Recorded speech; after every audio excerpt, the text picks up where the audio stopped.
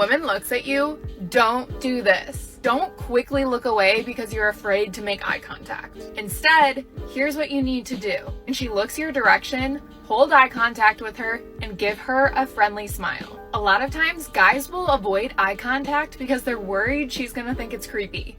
But here's the thing.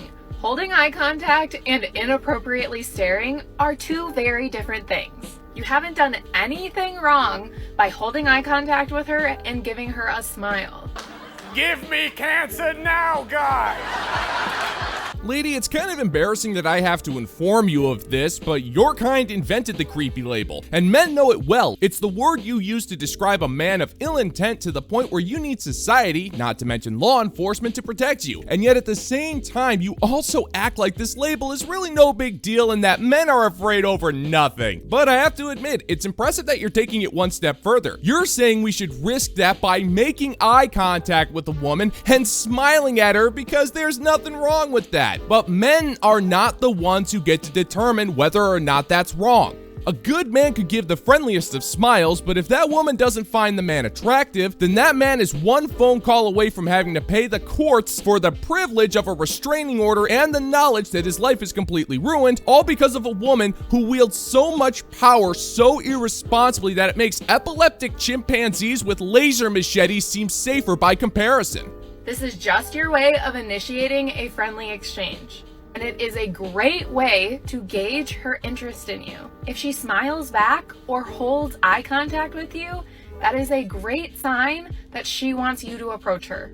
And if she quickly looks away or doesn't smile back, no worries. That just means that we're not going to approach her. So next time a woman looks your way, don't panic. This is a good thing. So just smile and give her some eye contact. You've got this. And as always, feel free to save this as a reminder for the next time you want to approach a girl. No! No, no, no, no, no, no, no, no, no!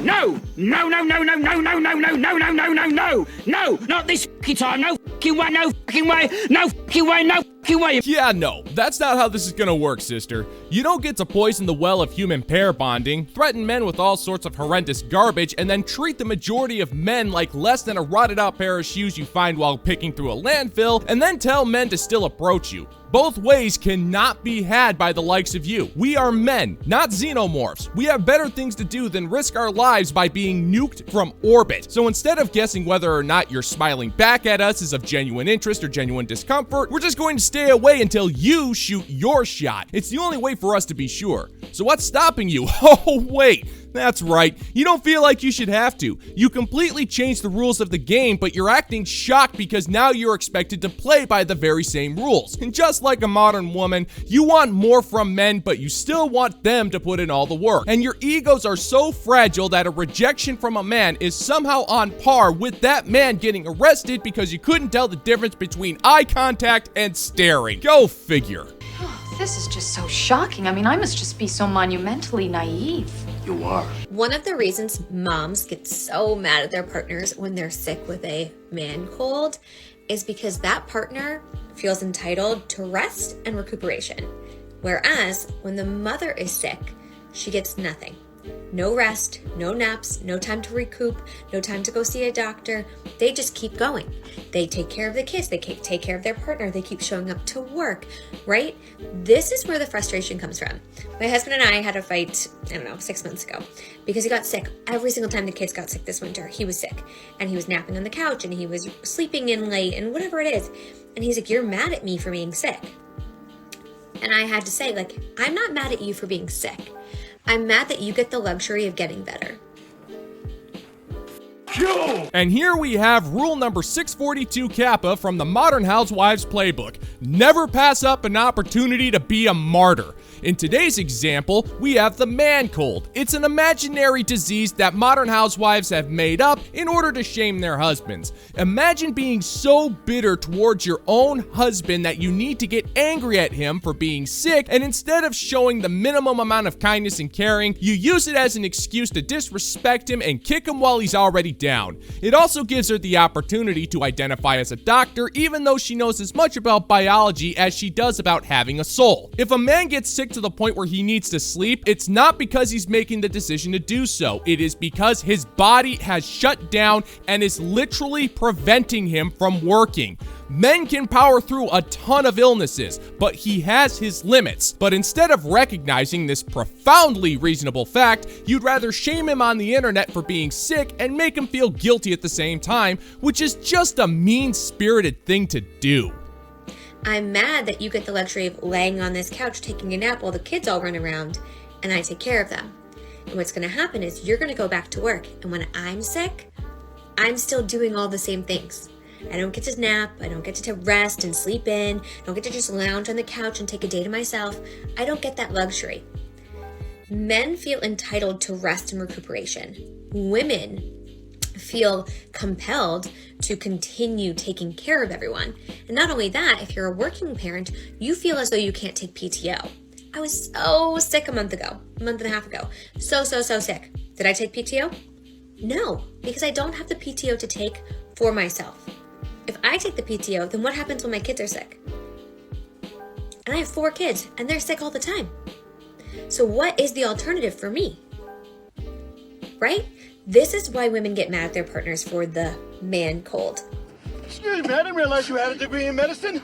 Another funny aspect of the man cold is how it's living proof that modern housewives live to show zero respect for their husbands. These broads love to drone on and on and on about how they don't have husbands, they have partners, and yet she treats this man like he's a subhuman incompetent. I am willing to bet that your husband does take care of you when you're sick. The only problem is that anytime he steps up to take care of you, you gaslight him by believing that anything he does not count. Either because it's not enough, not done in the right way, or whatever other bitter reason you can think of. Just listen to your words. When you get sick, you're sicker than your husband. We know this because you added the word "so" 3 whole times before saying that you were sick. So apparently, you're not only a doctor, you're also able to transcend space itself to use your consciousness to inhabit the body of any person around you in order to gauge their level of sickness and then find an excuse to deny that he is sicker than you. Woman, when it comes to disease, you lack the proper plumbing to engage your husband in a pissing contest.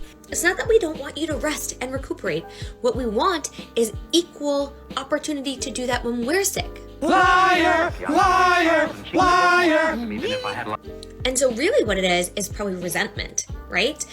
In those moments, we're resenting our partner. We're looking at them napping and saying, oh my God, the audacity that he has to rest in front of me when I've never been given the opportunity to rest. I think this is true of having a newborn, right? Like so many dads feel like it's fine to just take a nap whenever they want, but the moms never do that. We never just take a nap. We never just fall asleep on the couch, right? Like we would never, because then who's caring for the child? This is what it is. It's resentment. That's what's coming forward in these scenarios. So if you are a husband and you're wondering why your wife is pissed because you're sick, she's not mad that you're sick. She's mad that when she's sick, nobody steps up for her. So while you are sick and you would like some rest, make sure you're communicating with her because she's inevitably going to get what you have. It's kind of how it works, right? So when she has that, allow her to rest and recuperate. Support her the way she supports you and your children.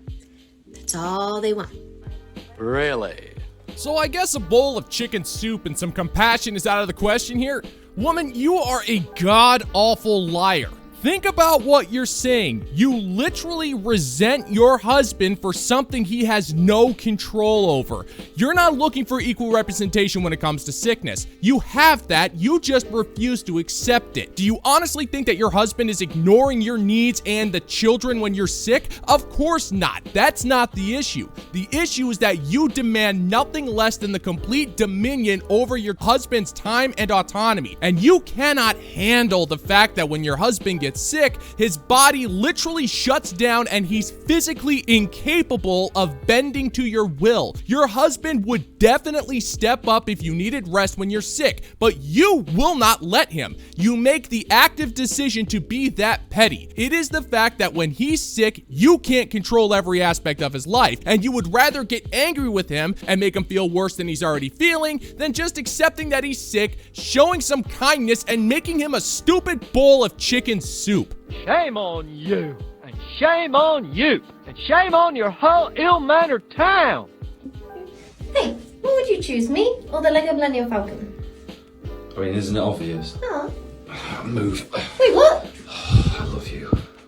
That's what I'm talking about! Well, the choice is rather obvious. The Lego Millennium Falcon has drastically more uses than a chick who sells her naughty assets on the internet. I mean, think about it. The Lego Millennium Falcon is a trophy of a man's patience, dedication, and attention to detail. Each piece requires precision to the point where if one link is off, the whole model will not work. The Lego Millennium Falcon is also loyal to a fault. I can't really see a scenario where a Lego Millennium Falcon would ever cheat on me. Unless we're talking about a situation where Legos become sentient, autonomous beings, and if that ever happens, we got bigger problems. And if it falls over and breaks, it's possible to put back together, unlike the modern woman. And most importantly, the Lego Millennium Falcon will only gain value as it gets older, whereas you, well, let's just say thanks to your profession, your market value is all but guaranteed to nosedive within the next few years. So if you ask me, that man has made the right call.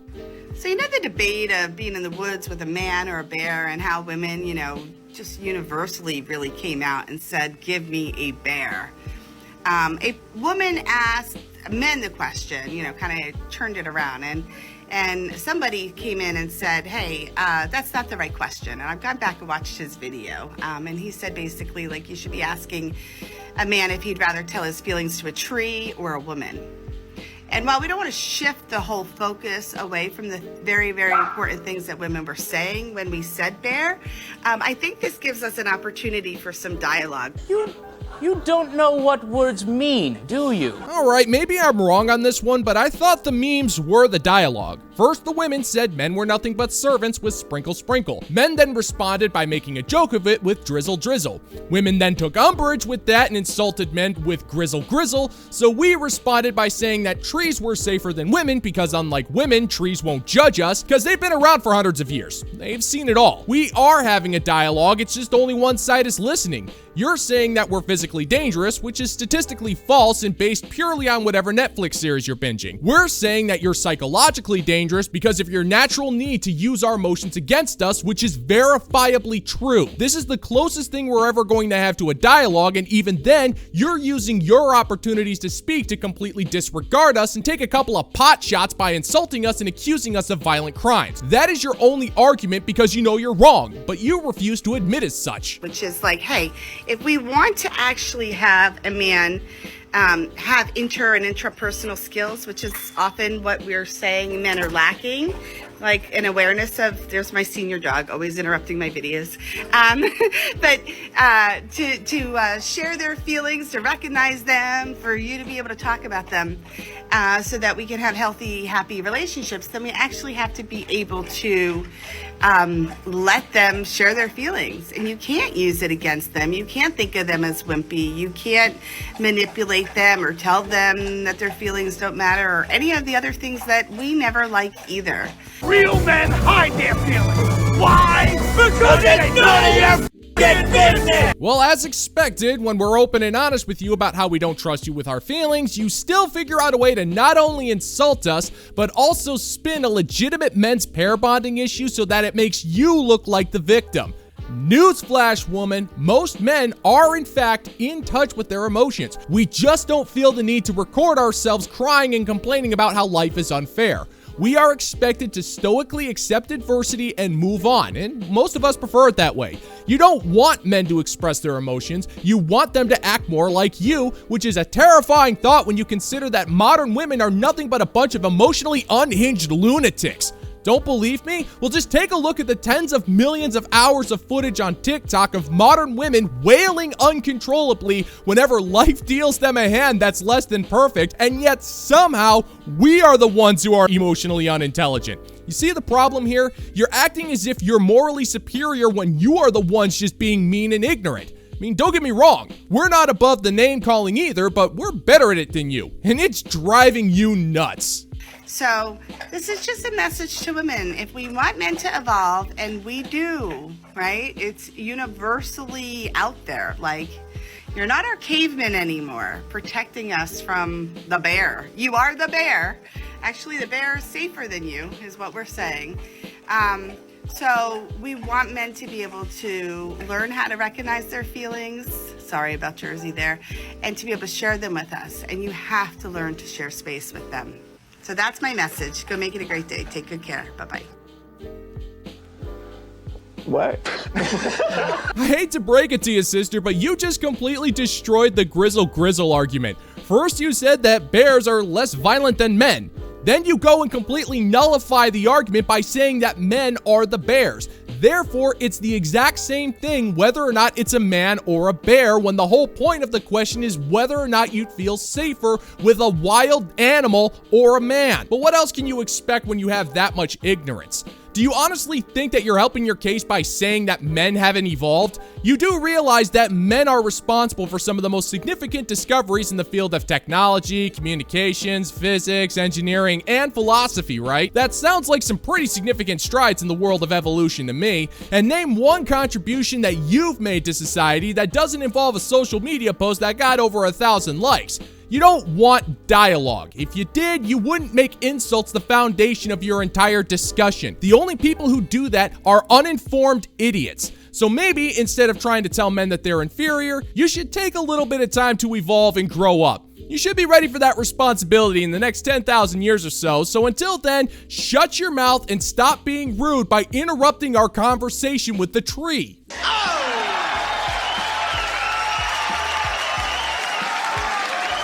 And that's gonna do it for today's video, gentlemen and gents. And as always, if you find that my particular brand of comedy is bringing you to the brink of laughter, then why don't you scroll on down and click that like and subscribe button. Ring the notification bell, maybe leave a few comments, and share this video so we can give the good old-fashioned middle finger to the YouTube algorithm. Now, I don't think I'm wrong in saying that life does get hard, and sometimes you might find yourself in dire straits, but when those days happen, just make like Guided by Voices and think you might be sleeping under the bushes, but you're under the stars as well. Sometimes I can't help myself. That album is awesome. Thank you so much for checking out the new video, and until next time, peace out, homies.